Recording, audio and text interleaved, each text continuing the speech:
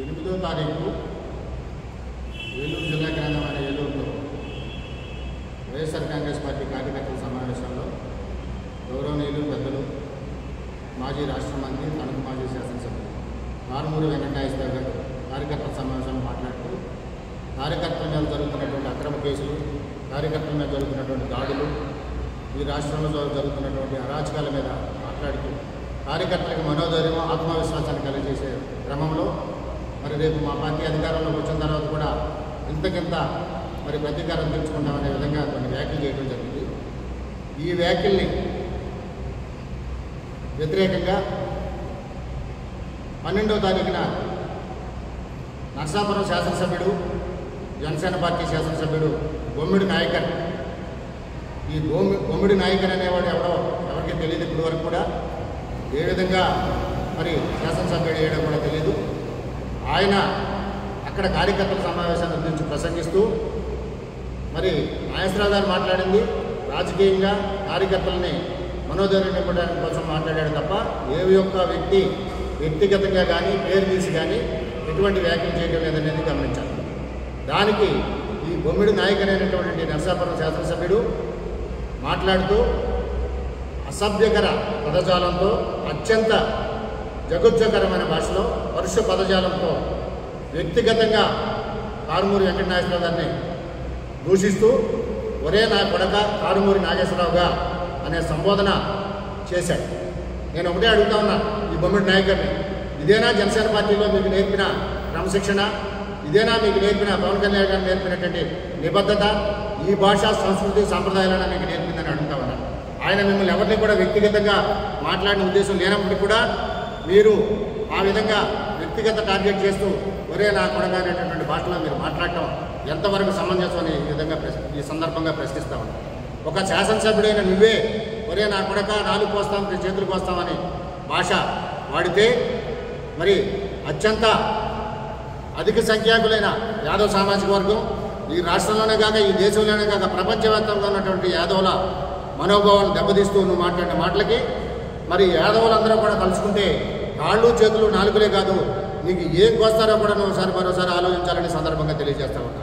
నువ్వెవడో, నువ్వు ఎక్కడి నుంచి వచ్చావో, ప్రజలతో సంబంధం లేనటువంటి కూడా ఇలాంటి నీచమైన దిగజారుడు ప్రచారాలతో పబ్లిసిటీ పొందాలనుకునేటటువంటి నీ యొక్క ఆలోచన మానుకోవాలని, ఏదైనా నువ్వు అధినేత మన్ననలు పొందాలనుకుంటే ప్రజలు సేవ చేయడంలో కానీ, నీ నియోజకవర్గాన్ని అభివృద్ధిపరచడంలో కానీ, నీ నియోజకవర్గ సంక్షేమంలో కానీ పోటీపడు.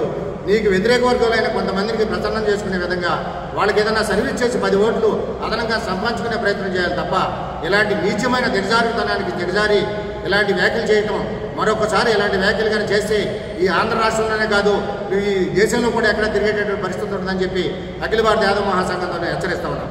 అదేవిధంగా నర్సాపురం పార్లమెంట్ సభ్యుడు భూపతిరాజు శ్రీనివాస్ వర్మ, ఈ భూపతిరాజు శ్రీనివాస్ వర్మ అనేవాడు ఎవడికి తెలియదు. ఏం చేసి పార్లమెంట్ సీటు దక్కించుకున్నాడో, మరి ఇంకా ఏ పైన చేసి కేంద్ర మంత్రి పదం పొందాడో ఆయనే చెప్పాల్సిన అవసరం ఉందని సందర్భంగా డిమాండ్ చేస్తా ఉన్నాం. ఢిల్లీలో ఏం లాబింగ్ చేసావు? ఢిల్లీలో నువ్వు చేసిన సర్వీస్ ఏంటి? ఇదేనా నువ్వు ఆర్ఎస్ఎస్లో నేర్చుకునే క్రమశిక్షణ సందర్భంగా ప్రశ్నిస్తా ఉన్నావు. ఎంఏ పాలిటిక్స్ చదివానంటున్నావు, M A library and information science చదివానంటున్నావు. ఇదే నీకు నేర్పిన సంస్కృతి, సంప్రదాయాలు అని చెప్పి సందర్భంగా మాట్లాడుతూ ఉన్నావు. వెర్రి పప్ప అంటావా, పిచ్చి నా కొడుక అంటావా, కాళ్ళు చేతులు నరుగుతావా? యాదవులు తలుచుకుంటే నీ ఇంట్లోంచి నువ్వు బయటకు వచ్చే పరిస్థితి కూడా ఉండదని సందర్భంగా తెలియజేస్తా ఉన్నా. యాదవులందరూ కలిసి కవాత్ చేసి ఆ దుమ్ములో ధూళిలో కొట్టుకుపోతారని కూడా సందర్భంగా తెలియజేస్తా ఉన్నా. కారుమూరి వెంకటనాగేశ్వరరావు కటౌట్ ముందు మీ ఇద్దరు నిలబడితే కనీసం తలెత్తి పైకి చూడగలరా అని నేను అడుగుతా ఉన్నా. ఈ సందర్భంగా మీ ఇద్దరిని కూడా కడుపులో దాచుకునేటటువంటి ఆజానుభావుడు, మహానుభావుడు కారుమూరి వెంకటనాగేశ్వరరావు గారు. ఒక జడ్పీటీసీ నుండి, ఒక జిల్లా పరిషత్ చైర్మన్ నుండి, ఒక శాసనసభ్యుడిగా, ఒక రాష్ట్ర మంత్రిగా చేసినటువంటి వ్యక్తిని పట్టుకుని ఇలాంటి దుర్భాషలు ఆడటం, ఇలాంటి భాష ఉపయోగించడం ఎంత మర్యాదకరమని ఈ సందర్భంగా ప్రశ్నిస్తా ఉన్నా. మేము ఒకటే హెచ్చరిస్తా ఉన్నాం అఖిల భారత యాదవ్ మహాసంఘం తరపు నుంచి.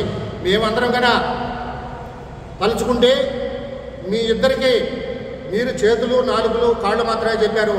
మేము అంగంగం కూడా కోచేయడానికి కూడా సిద్ధంగా ఉన్నామని సందర్భంగా తెలియజేస్తున్నా.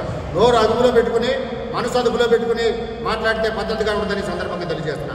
ఒక కేంద్ర మంత్రి స్థానంలో ఉండి, ఒక పార్లమెంట్ సభ్యుడై ఉండి, అదే నర్సాపురం నుంచి భూపతిరాజు విజయకుమార్ రాజు గారు పనిచేశారు, మరి గోకరాజు గంగరాజు గారు పనిచేశారు. కనుమూరి బాబురాజు గారు పనిచేశారు, కృష్ణరాజు గారు పనిచేశారు. వాళ్ళందరూ కూడా రాజుల యొక్క గౌరవాన్ని, ఔన్నత్యాన్ని పెంచే విధంగా ఉందాతనంగా ప్రవర్తించారు.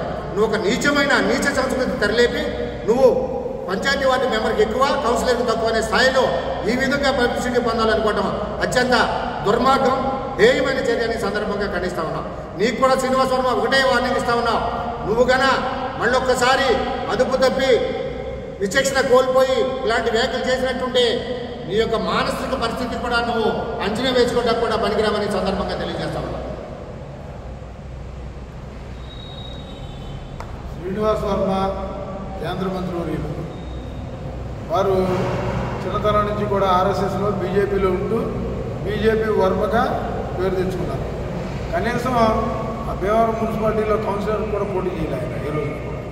అటువంటి వ్యక్తి రాజకీయాల్లో ఏకైకంగా కేంద్ర మంత్రి పదవిలోకి వెళ్తాం, కేంద్ర మంత్రి పదవికి వెళ్ళి కేంద్ర మంత్రిగా ఉండాల్సిన హుందాతనాన్ని మర్చిపోయి ఒక శాసనసభ్యుడు నిత్యం ప్రజా జీవితంలో ఉండేటువంటి వ్యక్తి గతంలో బాబురాజు గారితో కలిగి గంగరాజుతో కలిగి అందరితో కూడా రాజులందరితో చాలా ఐక్యంగా రాజులందరికీ కళ్ళ నాలుగుగా పనిచేసినటువంటి కారుమూరి నాగేశ్వరరావుని పట్టుకుని ఎర్రిపప్ప నా కొడక కాళ్ళు కోస్తాను, చేతులు కోస్తాను, కాళ్ళు నలుగుతాను, చేతులు నలుగుతాను, రా నీ దగ్గర దమ్ముంటే శ్రీనివాస వర్మ నువ్వు నిజంగాటువంటి క్షత్రియుడు అయితే కారుమూరి నాగేశ్వరరావు మీద దాడి చేయకుండా సొల్లు పురాణం నీకు ఎందుకయా? ఆయన ఎవడ వ్యక్తిగతంగా ఎవడ పేరున్న ఎత్తాడా? పార్టీ మీటింగ్లో కార్యకర్తలు హైప్ తెచ్చుకోవడం కోసం ఆ సందర్భాన్ని బట్టి ఆయన ఏదో మాట్లాడుకున్నాడు. దాని మీద మీరు కూడా పార్టీ రోజుల్లో ఖండం చేయండి. వ్యక్తిగతంగా మీరు సభ్యస్తాం పొడి చేస్తామంటే అంతగా తీసేసిన విధంగా ఎవడూ లేడు. రాష్ట్రంలో కురగల మీద యాదవుల మీద నానాటికి దాడులు పెరిగిపోతున్నాయి. ఈ రకంగా సామాన్యుల మీద దాడి జరుగుతుంది.